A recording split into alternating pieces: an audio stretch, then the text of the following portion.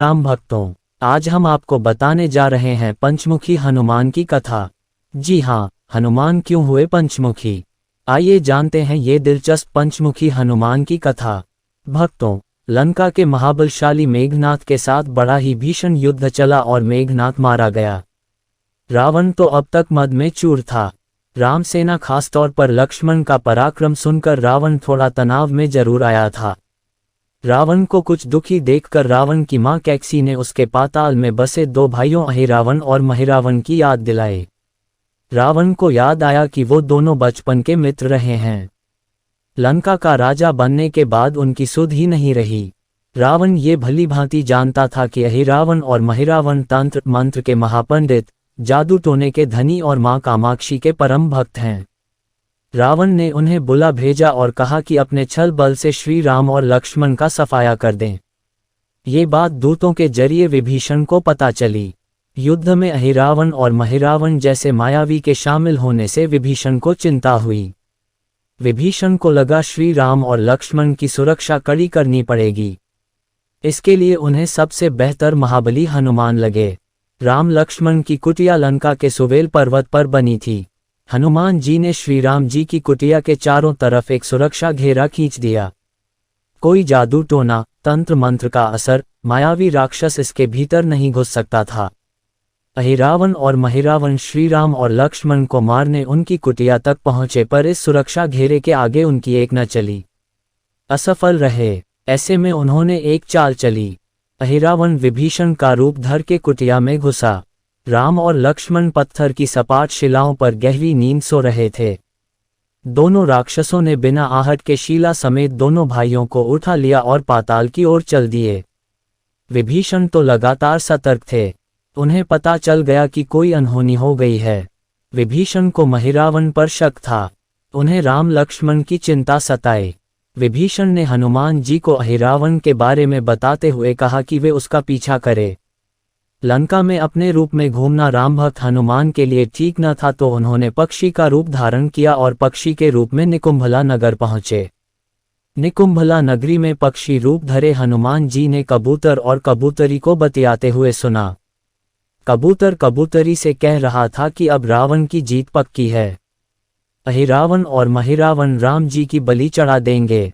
बस सारा युद्ध समाप्त। कबूतर की बातों से हनुमान जी को पता चल गया कि दोनों राक्षस राम लक्ष्मण को सोते हुए ही उठाकर कामाक्षी देवी को बलि चढ़ाने के लिए पाताल लोक ले गए हैं।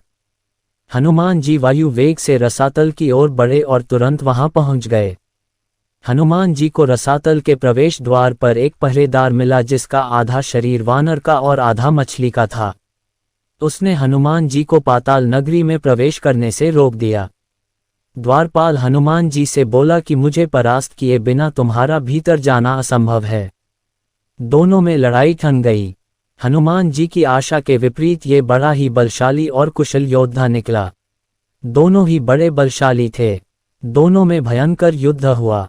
बजरंग बली के आगे टिक न सका और आखिरकार हनुमान जी ने उसे परास्त कर दिया और उस द्वारपाल की प्रशंसा करने से खुद को रोक न सके।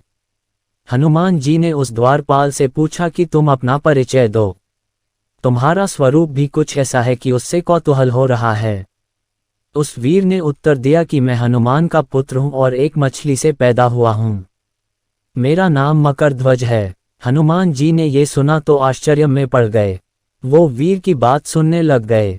मकरध्वज ने कहा कि लंका दहन के बाद हनुमान जी समुद्र में अपनी अग्नि शांत करने पहुंचे।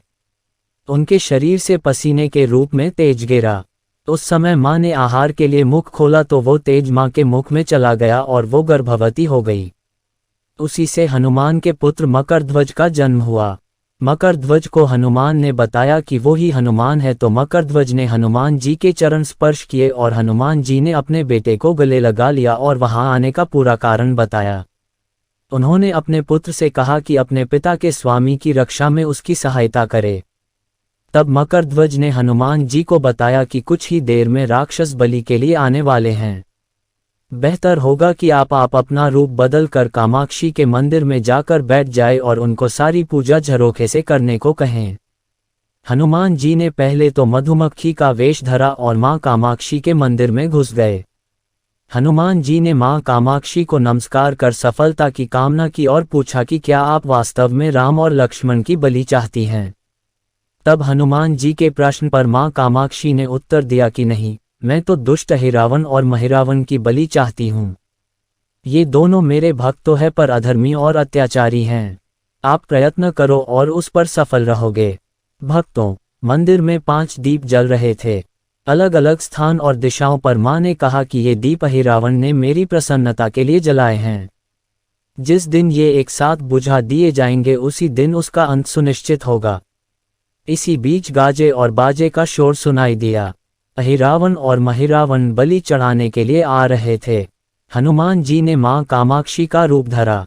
अहिरावण और महिरावण मंदिर में प्रवेश करने ही वाले थे कि हनुमान जी का महिला स्वर गूंजा। हनुमान जी ने कहा कि मैं देवी कामाक्षी हूं और मेरी पूजा झरोखे से करो। झरोखे से पूजा आरंभ हुई। ढेर सारा चढ़ावा चढ़ाया गया। अंत में बंधक बलि के रूप में राम लक्ष्मण को उनके सामने डाला गया। दोनों बेहोश थे। हनुमान जी ने तुरंत उन्हें बंधन मुक्त किया। पाताल लोक से निकलने की बारी थी पर पहले मां कामाक्षी के सामने अहिरावण और महिरावण की बलि देनी थी और उनकी इच्छा पूरी करनी थी। तब हनुमान जी ने मकरध्वज से कहा कि अचेत अवस्था में लेटे भगवान राम और लक्ष्मण का ध्यान रखो, और उनके साथ मिलकर दोनों राक्षसों के साथ युद्ध छेड़ दिया। पर भक्तों, ये युद्ध आसान न था। महिरावण और अहिरावण बड़ी मुश्किल से मरते तो फिर 5-5 के रूप में जिंदा हो जाते। इस स्थिति में मकरध्वज ने बताया कि अहिरावण की एक पत्नी एक नागन्या है। वो मन ही मन अहिरावण को पसंद नहीं करती। अहिरावण का उपाय जरूर जानती होगी। उससे अगर अहिरावण की मृत्यु का राज पूछा जाए तो वो हमारी मदद कर सकती है। मकरध्वज ने राक्षसों को युद्ध में उलझाए रखा और हनुमान अहिरावण की पत्नी के पास पहुंचे। नागन्या से कहा कि अगर तुम अहिरावण की मृत्यु का भेद बताओ तो हम उसे मारकर तुम्हें उसके चंगुल से मुक्त कर देंगे। अहिरावण की पत्नी ने कहा कि उसका नाम चित्रसेना है, भगवान विष्णु की भक्त है। उसके रूप पर अहिरावण मर मिटा और उसे अपहरण कर यहाँ कैद किया है। हनुमान जी ने अहिरावण की पत्नी से कहा कि अहिरावण की मृत्यु का रहस्य बताने के बदले में वो क्या चाहती है। तो चित्रसेना ने कहा कि अहिरावण जैसा असुर उसे यहाँ लाया, जिससे मेरा जीवन खराब हो गया। मैं अपना दुर्भाग्य सौभाग्य में बदलना चाहती हूँ। अगर मेरा विवाह श्री राम से विवाह कराने का वचन दो तो मैं अहिरावण के वध का रहस्य आपको बताऊंगी। भगवान श्री राम तो एक पत्नी निष्ठ हैं, ये हनुमान जी ने सोचा। अपनी देवी सीता को मुक्त कराने के लिए असुरों से युद्ध कर रहे हैं। वो किसी और से अपने विवाह की बात तो कभी न स्वीकारेंगे, तो मैं कैसे ये वचन दे सकता हूँ। फिर उन्होंने ये सोचा कि अगर समय पर उचित निर्णय न लिया गया तो स्वामी के प्राण संकट में आ जाएंगे। असमंजस की स्थिति में बेचैन हनुमान जी ने राह निकाली कि सांप भी मर जाए और लाठी भी न टूटे। हनुमान जी ने एक शर्त रखी। उन्होंने कहा कि तुम्हारा विवाह श्री राम से तभी होगा जब श्री राम जिस पलंग पर है वो सही सलामत रहे। अगर वो टूट गया तो इसे अपशगुन मानकर वचन से पीछे हट जाऊंगा। तब महाकाय अहिरावण के बैठने से पलंग नहीं टूटता तो भला श्री राम के बैठने से कैसे टूटेगा, यही सोचकर चित्रसेना तैयार हो गई। उसने अहिरावण सभी राक्षसों के अंत का भेद बता दिया। तब उसने बताया कि बचपन में एक भरामरी को अहिरावण और महिरावण पकड़ लाए थे। ये भरामरी कोई साधारण भरामरी न थी बल्कि मायावी थी। उसका पति भी उसकी पीड़ा सुनकर वहां आ गया था। ये भोरे अक्सर उसके शयन कक्ष के पास रहते हैं और ये सब बड़ी भारी संख्या में हैं। दोनों राक्षसों को जब भी मारने का प्रयास हुआ और ये मरने को हो जाते हैं तो भ्रामर उनके मुख में एक बूंद अमृत का डाल देते हैं। उस अमृत के कारण ये दोनों राक्षस मरकर भी जिंदा हो जाते हैं। इन्हें जितनी बार फिर से जीवन दिया गया उतनी बार नए रूप बन गए। हनुमान जी रहस्य जानकर लौटे। मकरध्वज ने अहिरावण को युद्ध में उलझा रखा था। हनुमान जी ने भ्रामरों को मारना शुरू कर दिया। आखिर हनुमान जी के सामने वो कहाँ तक टिक पाते। जब सारे भ्रामर खत्म हो गए तो केवल एक बचा और हनुमान जी के कदमों में लौट गया। उसने हनुमान जी से प्राण रक्षा की याचना की। हनुमान जी पसीज गए और उसे क्षमा करते हुए काम सौंपा। हनुमान जी ने कहा कि मैं तुम्हें प्राण दान देता हूं और इस शर्त पर कि तुम यहाँ से चले जाओगे। अहिरावण के पलंग की पार्टी में घुसकर उसे पूरी तरह से खोखला बना दोगे।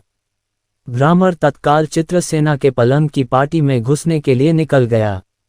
इधर अहिरावण और महिरावण को अपने चमत्कार के लुप्त होने से बहुत अचरज हुआ और उन्होंने मायावी युद्ध जारी रखा। तब हनुमान जी को कामाक्षी देवी का वचन याद आया। देवी ने बताया था कि जब 5 दीपक बुझ जाएंगे तब वो अपना नया रूप धारण करके उनका वध कर पाएंगी। हनुमान जी ने सबसे पहले पंचमुखी रूप धारण किया। उत्तर दिशा में वराह मुख, दक्षिण दिशा में नरसिंह मुख, पश्चिम दिशा में गरुड़ मुख, आकाश की ओर हयग्रीव मुख और पूर्व दिशा में हनुमान मुख। इसके बाद हनुमान जी ने अपने 5 मुख द्वारा एक साथ 5 दीपक बुझा दिए। उनके बार बार पैदा होने और लंबे समय तक जिंदा रहने की सारी आकांक्षाएं समाप्त हो गई। हनुमान जी और मकरध्वज के हाथों शीघ्र ही अहिरावण और महिरावण मर गए। इसके बाद उन्होंने श्री राम और लक्ष्मण की मूर्छा दूर करने को उपाय किए। जब वो वहां से जाने लगे तो चित्रसेना ने उन्हें दरवाजे पर ही रोक दिया। चित्रसेना ने उन्हें याद दिलाया कि उन्हें श्री राम के साथ उनका ब्याह करना है। हनुमान जी ने भावावेश में आकर श्री राम जी की बांह पकड़कर चित्रसेना के सजे धजे उस विशाल पलंग पर बिठा दिया। श्री राम कुछ समझ पाते कि तभी पलंग की खोखली पाटी चरमरा के टूट गई। पलंग धराशायी हो गया। चित्रसेना समझ गई कि उसके साथ छल हुआ है। मर्यादा पुरुषोत्तम के सेवक उनके सामने किसी के सामने छल करे ये तो बहुत अनुचित है। चित्रसेना हनुमान जी को श्राप देने ही जा रही थी कि श्री राम का सम्मोहन भंग हुआ। वो पूरे नाटक को समझ गए। उन्होंने चित्रसेना को समझाया कि मैंने पत्नी धर्म से बंधे होने का संकल्प लिया है, इसलिए हनुमान को ये करना पड़ा। उन्हें क्षमा कर दो। चित्रसेना तो उनसे विवाह करने की जिद पकड़े बैठी थी। तब श्री राम ने कहा कि मैं द्वापर में श्री कृष्ण अवतार लूंगा, तब तुम्हें सत्यभामा के रूप में अपनी पटरानी बनाऊंगा। इससे वो मान गई। हनुमान जी ने चित्रसेना को उसके पिता के पास पहुंचा दिया।